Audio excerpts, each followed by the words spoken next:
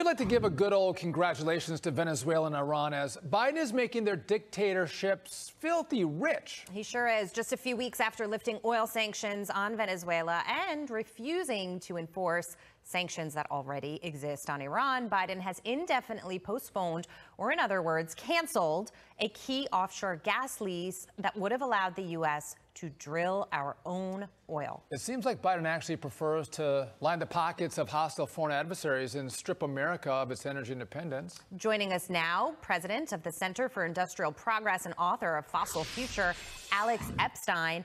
Alex, a lot of people are outraged about this, as they should be. Venezuela aside, the issues with Iran right now and what we're seeing in the Middle East, funding terrorism, attacking the Israelis, and it is the oil revenue that is allowing them to do that. It almost seems like he is throwing fuel on the fire here at home, yet he's defiant. He doesn't even care what people think. I mean, with both Iran and oil policy, we just see this bizarre anti-America, but particularly short-term thinking. Like Iran has been supporting terrorism, supporting aggression against Israel and America, since well before 1979. But obviously 1979 was the big milestone.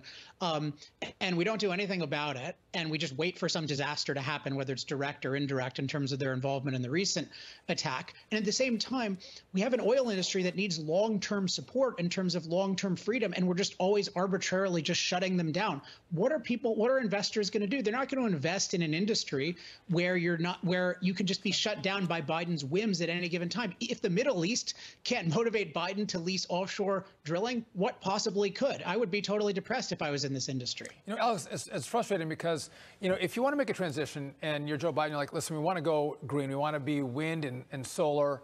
Okay, I disagree with that. I imagine you do as well.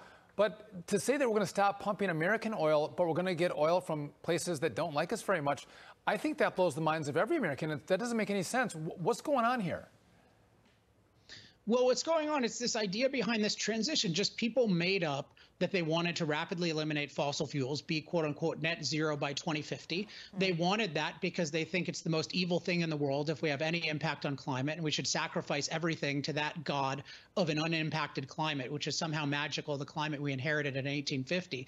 And so we're just going to destroy everything. And it's just this primitive religion that sacrificing everything again to this idea of let's not impact the climate. Like, who cares if we warm the climate a degree or two if we're all prosperous? We're still in a world where more people die of cold than from heat. So it's really a primitive anti-human religion that's driving him. And again, even the crisis in the Middle East can't get him to approve some oil drilling. Yeah, and by the way, I'll just remind everybody at home that our oil and gas, because we've invested in it, is the cleanest in the world. So you're actually putting dirty oil on the market from Venezuela and from Iran.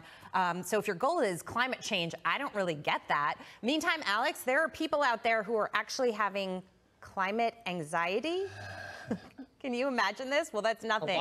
A lot of them, unfortunately. It's nothing that an eighth of shrooms couldn't fix. So according to the Washington Post, those suffering from climate anxiety should try tripping out on psychedelics, because what's worse than a climate zealot with eco-anxiety than a climate zealot with eco-anxiety on acid, Alex? What say you about the stupidity here? Well, you recommend shrooms? You recommended shrooms on our show? No, I recommend this is my solution to climate anxiety. Fossil Future right here. People can go to energytalkingpoints.com. But climate anxiety is a huge problem. I consider it global child abuse to make children afraid that the climate is going to destroy them in some near future, instead of recognizing that the Earth is better than ever and we're safer from climate than ever because we have a lot of energy and a lot of technology, all powered by fossil fuels. So yeah, we need to educate people, but they've created this climate anxiety crisis. But instead of correcting the thinking, which is what psychology professionals are supposed to do, they're just prescribing drugs. Yeah. I wonder if the next op-ed from Hunter is going to be, I had climate anxiety. So that's why I did it. I didn't do shrooms. I did crack cocaine. Yeah. Alex Epstein, always a pleasure. Thank you for joining us.